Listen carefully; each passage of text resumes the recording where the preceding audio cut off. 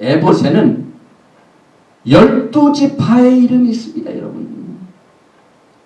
이 대제사장이 성소에 들어가서 하나님을 인간과 이렇게 연결시키는 일을 할 적에 가슴에 판결판에 아론이 성소에 들어갈 때에는 이스라엘 아들들의 이름을 기록한 이 판결 흉패를 가슴에 붙여 여호와 앞에 영원한 기념을 삼을 것이다. 잠시 있는 일이 아니에요. 그때 생긴 일은 영원합니다. 그러니까 12지파의 이름을 가슴에 달고 들어가는 이것이 영원한데요. 지금 12지파를 다시 회복하는 것이 다윗의 장막을 회복하는 겁니다. 그래서 히브리서 4장 14절에 보니까 그 대제사장이 누구냐면 그러므로 우리에게 큰 대제사장이 있으니 성천하신 자 곧 하나님 아들 예수시라. 예수하라. 우리가 믿는 도리를 굳게 잡을지어다. 우리의 대제사장이 지금 승천하셨는데 그 대제사장이 지금 승천하셨습니다. 하나님 보좌 앞에 지금 올라가셨습니다. 그러면은 여러분과 저를 위하여 대제사장이 하나님이 뭡니까? 하나님 앞에 나아가 중보를 하십니다. 그런데 영화롭고 아름다운 제사장 복을 입으실 적에 가슴 판결에 뭐가 있을까요? 12지파의 이 보석이 담긴 이름이 담긴 에봇이 있습니다. 그런 이게 얼마나 중요합니까, 여러분?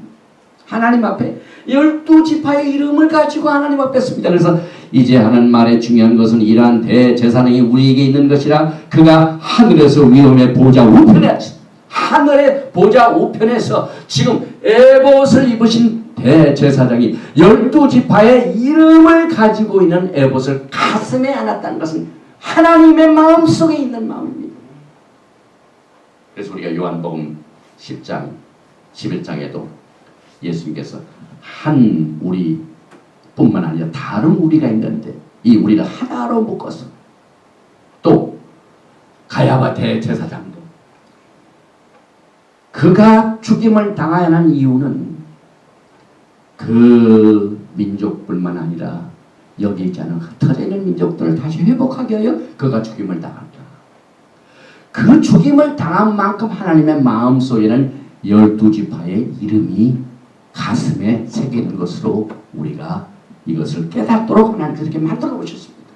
하나님의 마음판에는 12지파가 있습니다. 그런데 이것이 거기서 끝나는 게 아니에요. 7천년의 역사가 다 끝나고 난 뒤에 새하늘과 새 땅이 이루어집니다. 요한계시록 21장 22절에 보니까 크고 높은 성곽이 21장 22절입니다. 12문이 있는데 문에 12천사가 있고 그 문들 위에 이름을 썼으니 이스라엘 자손 12지파의 이름들이라. 우리가 영원 세계에 가서도 새하늘과 새 땅에 쭉 내려오는데 그 성의 문이 12개인데요. 문마다 대제사장의 가슴에 이 판결판에 기록된 그 이름이 영원하고 하셨기 때문에 그 영원한 것을 지키십니다. 그래서 그 문에 12자손들의 지파들의 이름들이 있습니다. 그래서 동편의 셈은, 북편의 셈은, 남편의 셈은, 서편의 셈은이니 그 성의 성곽은 12기초석이고 그 위에 어린 양의 12사도의 12이름이 있더라. 12사도가 거의 다 유대인들입니다. 그래서 우리가 이 히브리 관점에서 공부를 한다는 것은 하나님께서 제정하시는 영원한 계획이 무엇인가를 깨닫기 위한 겁니다. 교회는 아직 그것을 깨닫지 못합니다. 그래서 히브리 뿌리를 통해서 깨우쳐 주시는데요. 이 토라를 우리가 하나님께서 우리에게 주실 적에 토라는요 비유와 마찬가지입니다. 시편 78편 1절에 내 백성이여 내 교훈을 들으며 내 입의 말에 귀를 기울일지어다. 내가 입을 열고 비유를 베풀어서 옛 비밀한 말을 발표하리니. 시편 78편 4절에 우리가 이를 그 자손에게 숨기지 아니하고 여호와의 영예와 그 능력과 기이한 사적을 후대에 전하리라. 이 후대가 뭡니까? 하나님의 토라의 말씀을 후대에 여호와의 영예와 능력과 기이한 사적을 후대에 전하는데요. 이 전하는 하나님의 마음 때문에 여러분과 제가 지금 이 토라를 공부하게 됩니다. 그래서 이 후대란 말, 이 말은 아카론 마지막 때에 하나님께서 이 토라의 말씀 후대에 전해주신다. 토라는 종말에 관한 비유입니다. 또 토라는 메시아와 포로 생활의 종식을 가르쳐주고 있습니다. 하나님께서 그것을 다윗의 무너진 장막을 회복하시는 이것을 가르쳐 주십니다.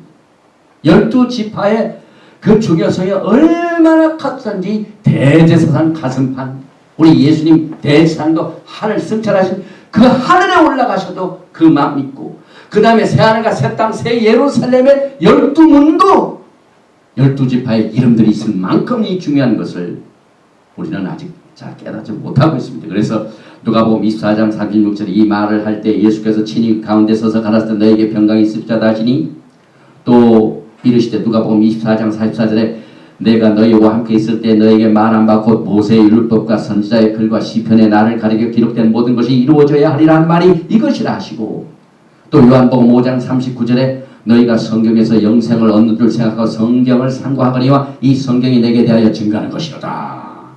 토라의 말씀에 예수님이 가장 중심이 돼가지고 이 말씀을 비유로 가르치고 있습니다. 그래서 토라의 과거에 조상들에게 있었던 일은 후대 사람들에게 그대로 일이 이루어진다는 사실을 가르치고 있습니다. 그래서 과거에 이스라엘 백성들이 출애굽했던 사건들이 이제 앞으로 종말에 그대로 이루어진다 이 말입니다. 그래서 믿음의 조상들의 행위는 자녀들에게 전조가 되며 국가 역사의 증유물로 참조가 된다고 이 토라를 공부하는 학자들이 말하고 있습니다. 그래서 이 구속의 완성은, 다시 말하면 이 하나님께서 인류를 향하여 이제 모든 것을 다 회복하시는 그 이 구속의 완성은 야훼 하나님께서 그의 백성들과 함께 거하시는 겁니다.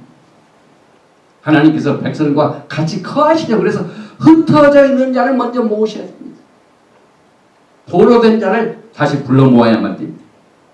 그래서 과거에 하나님께서 성막을 건축한 그 이유도 예수와께서 그의 백성들과 함께 거하시 위함이었습니다. 출애굽기 40장 33절에 그의 구름이 회막에 덮이고 여호와의 영광이 성막에 충만함에 하나님의 영광이 함께 있다는 것은 그 백성들과 함께 같이 있기를 원하셨습니다. 비밀을 가르쳐 주셨습니다. 그런데 이 땅의 성막은 하늘 성막의 그림자입니다. 히브리서 8장 5절에 저희가 섬기는 것은 하늘에 있는 것의 모형과 그림자라 모세가 장막을 지으려 할 때 지시하심을 얻은 것 같으니 가라사대 삼가 모든 것을 산에서 내게 보이던 본을 쫓아 지으라 하셨습니다. 그래서 지상에서 본을 보였던 이 성막, 성전, 제사들, 이것은 하늘에 있는 것의 그림자입니다. 지상에서의 대제사장이 그렇게 하던 것이 하늘에도 그대로 이루어진다. 그리고 하늘에 있는 뜻이 땅에 곧 이루어집니다. 이틀 후에 우리를 살리고 제3일에 우리를 일으키시죠. 예수께서 직접 오셔서 그것을 행하십니다. 그래서 구속의 완성은 이제 7,000년이 다 끝난 새하늘과 새 땅입니다. 그래서 인간의 역사를 에덴 동산에서 시작했지만은 동산의 파라다이스와 같은 도성에서 끝나게 됩니다. 그 도성은 얼마나 아름답던지 신부가 남편을 위하여 단장한 것 같더라. 왜 그렇게 아름다울까요? 하나님이 대제사장 복을 할 때 영화롭고 아름답게 만드셨습니다. 예수와의 사랑받는 신부들이 너무나도 영화롭고 아름다운 도시에서 영원한 집에서 예수님과 함께 살기 때문에 그렇습니다. 그래서 이제 우리는 이제 포로 생활의 종식을 알기 위해서는 구속의 성경적 패턴을 알아야만 됩니다. 왜 그들이 포로 생활을 하게 되는가를 잘 알아야 그 선조들의 일들이 후대 사람들에게 전조가 됩니다. 그래서 여러분의 영적 생활과 그 앞으로 가야 할 모든 일들을 조상들이 지금 다 보여줬다 이 말입니다. 어떻게 보여줬습니까? 하나님의 백성들이 토라를 저버리고 또 자녀들에게 가르치지 않기 시작합니다. 이 포로 생활의 전조가 그렇습니다. 하나님의 말씀을 안 가르칩니다. 지금 크리스찬들을 보세요. 토라를 떠난 생활하기 때문에 엄청난 일들이 지금 교회에서 벌어지고 있습니다. 하나님의 말씀이 얼마나 변질됩니까? 토라를 저버리면은요, 이 신약만 가지고 하나님의 은혜만 강조하면은 절대로 이 마지막